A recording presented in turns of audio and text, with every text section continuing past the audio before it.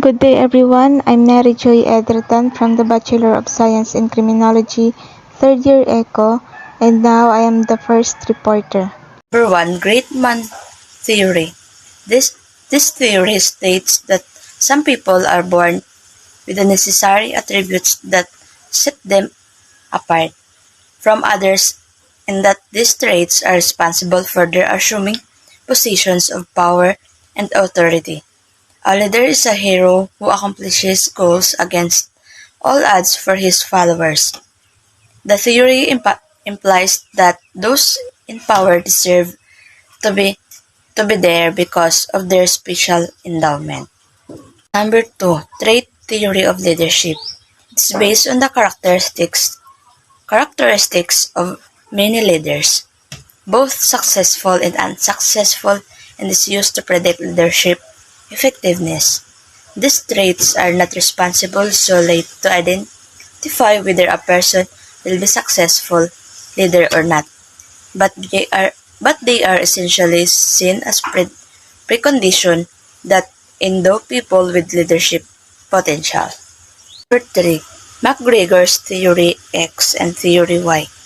Douglas MacGregor formulated Theory X and Theory Y, suggesting two aspects of human behavior: act, work, or in other words, two different views of individuals or employees, one of each is negative called as Theory X, and the other side is positive called as Theory Y. According to him, the perception of managers on the nature of individuals is based on various assumptions. Number 4, Behavioral Theory of Leadership. This theory argues that the success of a leader is based on their behavior rather than their natural attributes. Behavioral leadership theory involves observing and evaluating a leader's actions and behavior when they are responding to a specific situation. This theory believes that leaders are made, not born. Proponents of this theory suggest that anyone can become an effective leader if they can learn and implement certain behavior.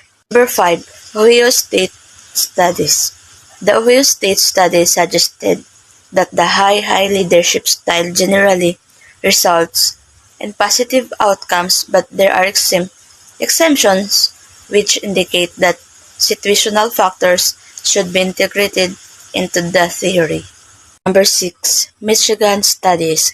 It is were undertaken in the 1950s and involved surveys and interviews of supervisors in high or low production teams. The Michigan Leadership Studies concluded that leaders could be job-oriented with a focus on production or employee-oriented with a focus on people. Good day everyone, I am Rodalie Angalang from the BS in Criminology 3rd year ECO, and I am the second reporter. And now I'm going to report the 6 theories including the managerial grid theory, 4-factor of leadership theory, environment approach, social learning theory, and role theory of leadership, and the last one is socio-technical system. So I will start with managerial grid theory. It is the practice of shaping and controlling a company's strategy based on goals and objectives. So the team management must apply the management theory in order to achieve the goals and objectives of their organization. For example, they must evaluate their own performance, whether they're doing the job, and maintain their relationship with others. So the second one is 4-factor leadership theory. It is a system of values, principles, and methods that guide you to success. The key is to have a long-term vision and purpose, and to be confident of your abilities. You must believe in yourself, believe in what you want to accomplish, and be willing to make the necessary sacrifices. And just focus on making choices to lead your life that aligns with your core values in the most purposeful way possible. The third one is environment approach. It is a social construct. It's a social construct that requires iterations from individuals and communities, especially with the right leadership. For example, if a leader is afraid of the consequences of their actions, they will not act in ways that are beneficial to society. So the fourth one is social learning theory. It was proposed by Albert Bandura and is one of the most influential theories of teaching and development. So, social learning theory is an attempt to explain how individual agents learn to be more self-aware and improve themselves. And for example, if someone was being taught a lesson, they would learn from it and become more aware of their behavior. The fifth one is role theory leadership. Leadership is about learning from others. Role models are leaders who have demonstrated self-awareness. It is a theory that teaches leaders to act with greater clarity of purpose, clarity of vision, and greater control. They are also respect the value of freedom, honesty, and the ability to make decisions based on facts. So the last one is socio-technical system. It is a socialization of leaders by providing instruction, training, and sharing knowledge. It is the process of building and maintaining system of leadership that are based on an understanding of how leaders work. And leaders have to be able to communicate with their subordinates to keep them engaged and learn. My name is Princess Cacho from BS Criminology, third year, section Eco. I will discussing the 5 theories. It's contingency theories of leadership. It is the development of a strategic plan that is based on a set of principles and values. It's about being flexible enough to adapt and adjust to changes without compromising on core values. For instance, a person need to be able to work independently and to have a positive mindset. The second one is practical leadership theory. It is an effective method for leaders to guide their path by following their own goals and values. Let's provide useful theoretical framework for understanding how various leadership behaviors affect followers' satisfaction and work performance. The next one is situational leadership. It means identifying and resolving conflict within a group with a clear understanding of the causes and how to resolve them. It is about developing a consistent and cohesive strategy based on the individual's need and the group goals. The fourth one is multi-linkage model of leadership. Multi-linkage is a framework that is based on a flexible model that provides flexibility when addressing the needs of different groups. The key is that there is a framework that allows multiple leaders to be accountable and to communicate and lead effectively. Last one is normative leadership theory. Basically, the theory that normative leaders use their values to influence others. They are the leaders who lead people to be more respectful of others and more willing to accept the differences, and they are responsible for their action and behavior. That's the end of my discussion. That's all. Thank you. Good day. I am Ruka Shakimi, a criminology student from third year, section Eco, and I am the fourth reporter. Today, I will discuss the theories that assigned to me. The first is reciprocal influence approach leader. This theory, also known as reciprocal determinism, that shows the behavioral pattern of individual that directly impact to the environment. It states that an individual behavior influences both social world and personal characteristic. Also, it emphasizes mutual goal and motivation for both leaders and its member. This style of leadership helps to everyone see the workplace in different situations. Member exchange theory. This theory focuses on creating a positive relationship between leaders and their subordinates. The theory assumes that leaders develop an exchange with each of their subordinates and that the quality of this leader. Member exchange theory influence subordinates of responsibility and decision influence access to resource rather the performance. Emergence of leadership theory.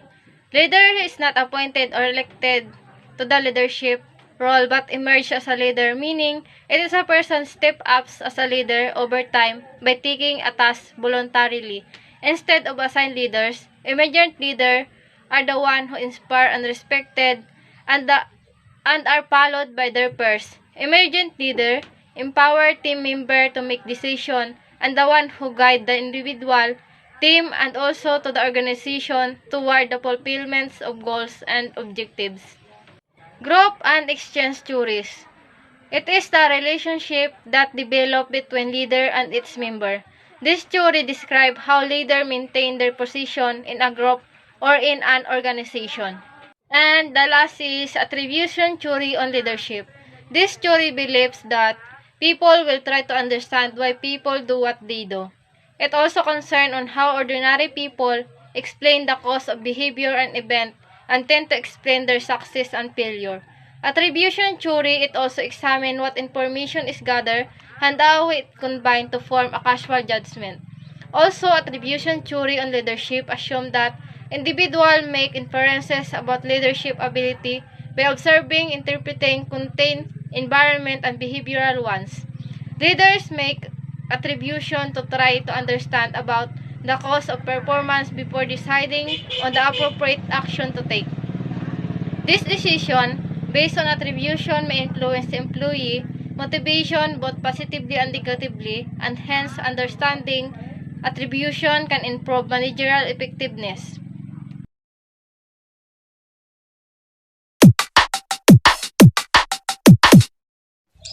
Good day everyone, I am Fatima B. Ibanez from Bachelor of Science in Criminology TREECO, and I am the last reporter of our group.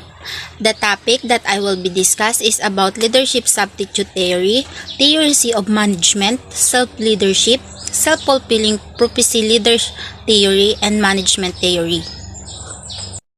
So the first topic is leadership substitute theory. This theory first developed by Stephen Kerr and John M. Germer and published in Organizational Behavior and Human Performance in December 1978. Leadership substitute are individual tasks, environmental, and organizational characteristics that tend to outweigh the leader's ability to affect subordinate satisfaction and performance. Leadership substitute describe when leadership is necessary and whether it is necessary or not for subordinates to perform highly is contingent on characteristic of subordinate in the situation. The next topic is theory C of management. This theory is an approach to management based upon a combination of American and Japanese management philosophies and characterized by, among other things, long-term job security, consensual decision-making, slow evaluation and promotion procedures, and individual responsibility within a group context. Theory C stresses the need to help workers become generalists rather than specialists. So let's proceed to the next topic, which is about self-leadership. Self-leadership is the practice of intentionally influencing your thinking, feeling, and action towards your objectives. Self-leadership describes how you lead your own life, setting your course, following it, and correcting as you go. The next topic is about self-fulfilling prophecy leader theory. It is a process through which an originally false expectation leads to its own confirmation. In a self-fulfilling prophecy, an individual expectation about another person or entity eventually result in other person or entity acting in ways that confirm the expectation. A self-fulfilling prophecy occurs when an originally false social belief leads people to act in ways that objectively confirm that belief. So now, let's proceed to our last topic, which is about the management theory. Management theories are a collection of ideas that recommend general rules for how to manage an organization or business. Management theories addresses how they motivate employees to perform at their highest ability.